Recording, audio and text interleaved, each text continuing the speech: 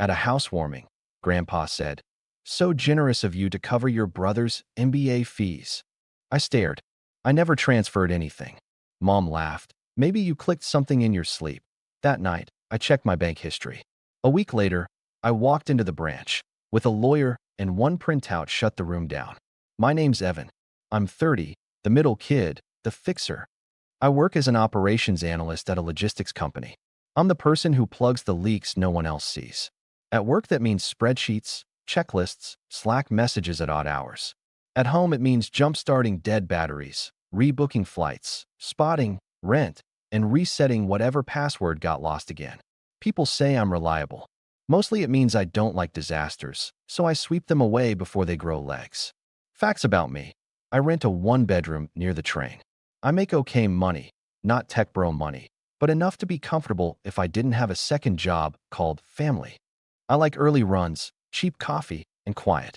I don't drink much because I'm the driver. I'm allergic to peaches and drama. One of those two still keeps showing up. My brother, Noah, is 27, loud in a good way when he wants to be, loud in a bad way when he doesn't. My mom is a charmer, the kind who can sell a hurricane to a beach town.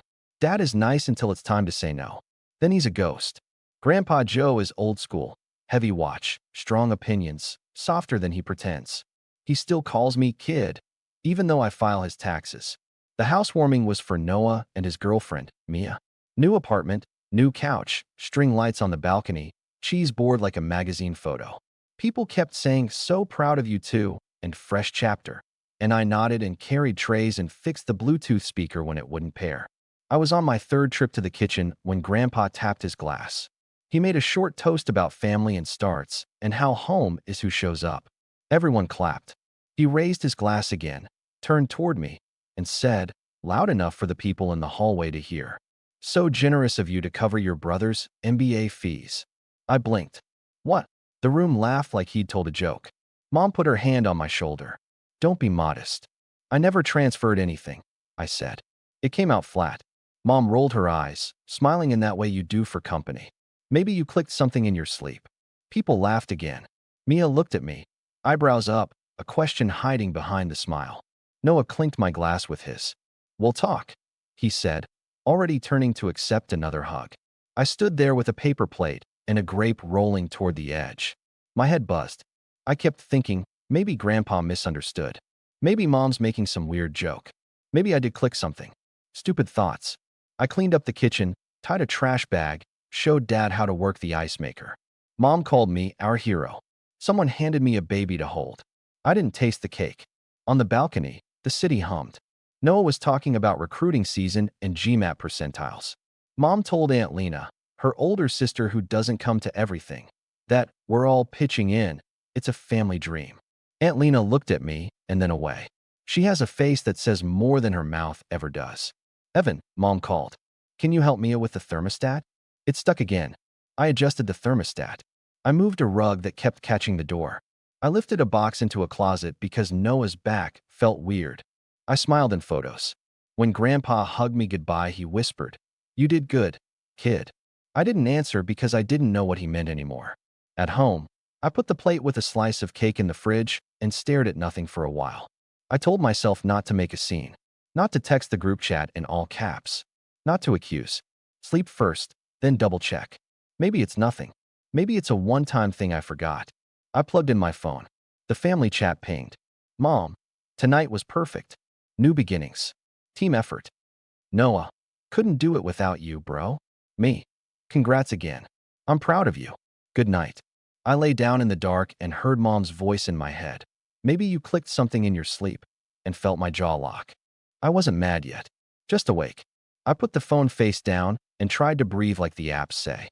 Tomorrow, I told myself. Check tomorrow. No scenes. No fights. Just facts. Then decide what to do.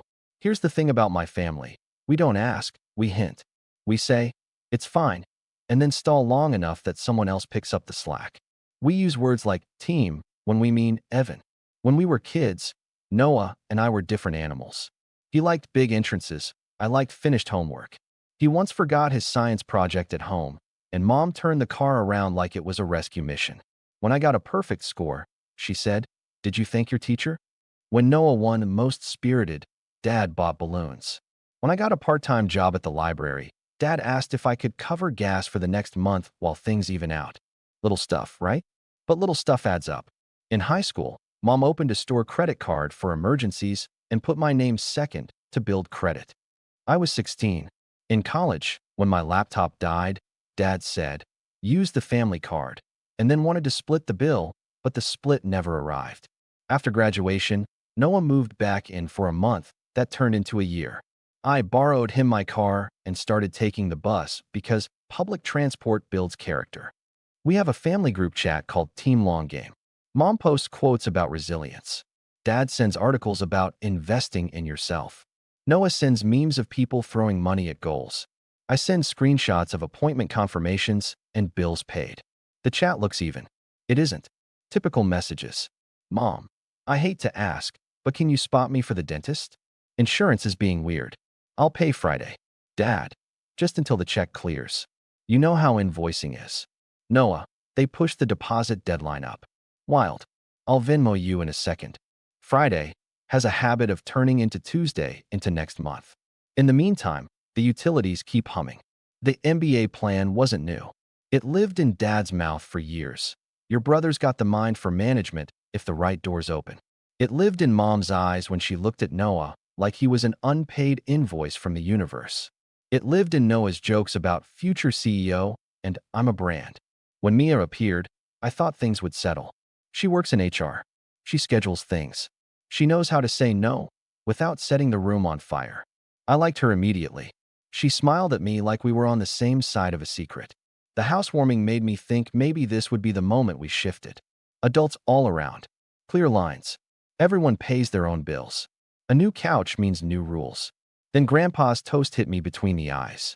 I went to work the next morning with that line stuck in my head. I didn't open my banking app right away. I had a meeting. I had a deck due.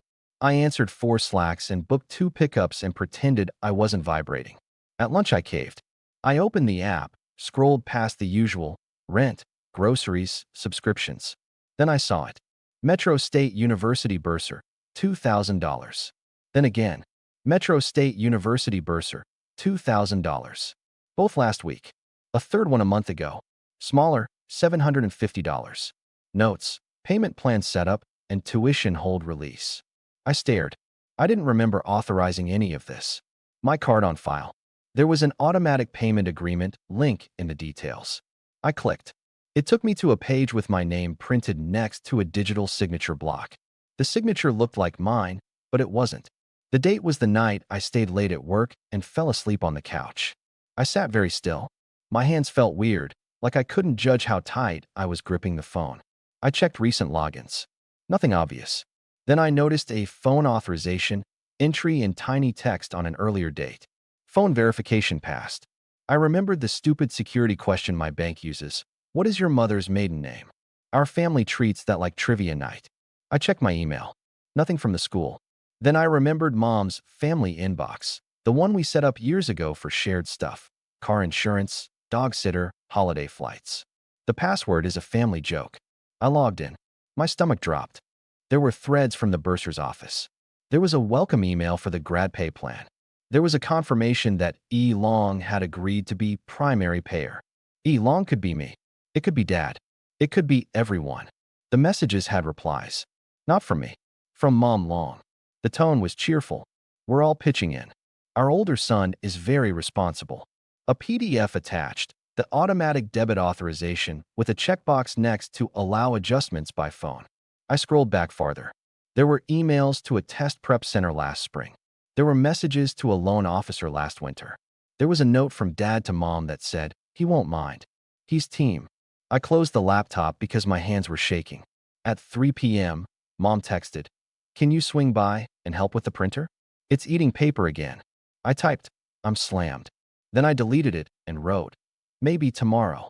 At 5 p.m., Noah texted, big week. We'll call later. Then an hour later. Crazy thing.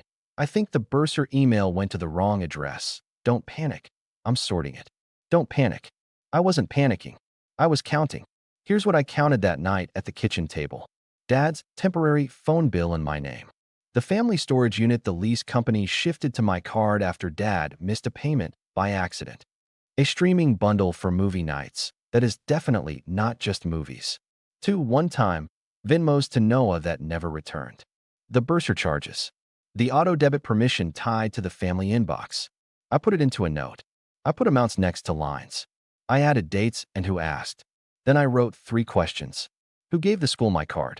Who verified by phone? Why did Grandpa think I knew? I didn't sleep. I stared at the dark and listened to the fridge hum and felt stupid for believing I was in control. In the morning, I was calm. Not the good calm. The kind that comes after a long cry you didn't have time for. I made coffee. I set up 2FA on the family inbox and changed the password. I took screenshots of every email and filed them in a folder named Tuition Stuff. I forwarded the bank phone authorization to myself. I called the bursar's office. A woman with a warm voice said, "We can only discuss the account with the student or the authorized payer." I said, "That's me." She asked for my name and the last 4 digits of my card. I gave them. She paused. "Oh," she said. "Yes. I see you here as the primary. How was that set up?" "Online, then verified by phone." "Who verified?" "It just says parent." I swallowed. "Can I get copies of the authorization?" She said, "You can request that by email from the account on file." I thanked her. I hung up. I stared at the wall for a long minute. Then I called Aunt Lena. She picked up on the second ring. "Hi, honey. Did you hear Grandpa last night?" She breathed out. "I did. I never agreed to anything." "I know," she said. "We didn't talk about Mom. We didn't talk about Noah. We didn't talk about Dad. We talked about printers and weather and her neighbor's cat until I could say, 'Can I send you something?' And she could say, 'Yes.' I sent the screenshots. She replied with one line. 'Get everything in writing. And don't tell them you're looking yet.'" I stared at that message like it was a life preserver. Then I opened my laptop again and kept pulling threads. The week between the housewarming and the bank visit felt like balancing a glass on my head. I moved carefully. I smiled on calls. I kept my voice light in the family chat. I did not accuse. I gathered. I forwarded the bursar emails from the family inbox to my personal email and then turned off forwarding so no one could erase the trail without me seeing. I exported a PDF of the authorization with the checkbox next to allow adjustments by phone. I took a photo of the signature and put it side by side with my actual signature on my driver's license. Close, but not mine. The E was wrong. The angle was Mom's. I called the bank fraud line and asked polite questions. The woman on the line, Ava, had a calm voice I wanted to borrow. "Looking at your account, I see a phone authorization 2 months ago," she said. "Who called?" "It shows household phone, verified by your security question." "What was the question?" "Mother's maiden name." I laughed once, bitter. "Okay." She hesitated. "Do you want to file a dispute?" "Soon," I said. "Not yet. I need a copy of the call note." "We can request a transcript," she said. "It takes a few business days." "Please." The email arrived 2 days later. A transcript of a call with a female caller who confirmed household details and authorized recurring payments to Metro State Bursar. No recording attached, but enough detail to make me want to walk into the sun. I sent the transcript to Aunt Lena. She called me right away. "You need a lawyer," she said. "Not because you're suing. Because you need someone to say the hard sentences without shaking." "I don't know any lawyers." She did. She set up a meeting with her friend Priya Singh, who does consumer law and family disputes. Priya looked at the papers, looked at me, and said, "This is messy, but it's not complicated." Her list: freeze the auto debit, change your banking passwords and security questions to things your family can't guess, move your direct deposit to a new bank this week, put a fraud alert on your credit, get the bursar to remove your card, do not argue in text, send a single email with clear boundaries later. If they push back, we go to the branch manager together. "Do you want me to be the bad guy?" she asked. "I'm good at it." I nodded. Before we moved, I wanted to give my family a chance to do the right thing without paperwork. I don't know why. Habit, maybe. I called Mom. "Hey, sweetie," she said, warm as soup. "Can you bring over your drill this weekend? Your father keeps saying he'll hang the shelves, but—" "Mom," I said, "did you authorize tuition payments from my account?" Silence. Then a laugh. "Stop being dramatic. We discussed this." "We didn't." "You're always so busy," she said. "We talked about it in principle. Family investment. Everyone pitching in. Grandpa shared the news at the party. It's good. It shows unity. I never agreed. You said you were proud of your brother. I am. That's not an agreement. She sighed the way people sigh when you forget to buy milk. Evan, you love to make rules when we need solutions. I have rent, I said. I have my own life. You're single, she said, like it was a ledger line. You're comfortable. Your brother is trying to build something. It's temporary. Remove my card. I can't talk about this now, she said. I'm at the store. She hung up. I put the phone down and sat very still for a long time. Then I texted Aunt Lena. I'm done asking. She responded with a thumbs up and an address. Friday morning, I walked into the branch with Priya. She wore a navy blazer and the kind of face that makes people sit up straighter. The branch manager, Caroline, met us in a side room with glass walls. I slid a single printout across the table, the call transcript with the line, "Mother's maiden name," highlighted. Caroline read it. She looked at me. This is your account. Yes. And you did not authorize another person to make changes? I did not. Priya spoke, calm and clear. We'd like the recurring debit stopped today, the card removed from the bursar account, and a note placed that any changes require in-person ID with a one-time code. Caroline nodded slowly. We can do that. She typed. She asked for my ID. She added something to the file. I changed my security questions to nonsense. First car, marshmallow. Favorite teacher, nope. Priya added. We also need copies of any instructions sent to the bursar from this account. Caroline printed them. There it was again, my name, not my hand. Thank you, Priya said. We'll send a formal letter. As we stood to leave, I heard my name. Mom, in the lobby. She walked straight to the glass room like it was a stage, and we were late to our cue. What is this? She said too loud. Caroline looked at me. I shook my head. Priya stepped forward. We're finishing up. Mom smiled at Caroline, then at me. This is silly, she said. Family matter. Priya's voice didn't change. It's a banking matter now. Mom's smile twitched. Evan, you're embarrassing yourself. I opened my mouth, then closed it. Priya put a hand on the backs of the chairs like she was anchoring the room. We're done, she said. Mom stared at me for 3 beats like she could move the minutes with her eyes. Then she turned and left, heels hard on tile. In the parking lot, I sat in the car and let the air blow cold for a while. Priya handed me a folder. This is the part where they get loud, she said.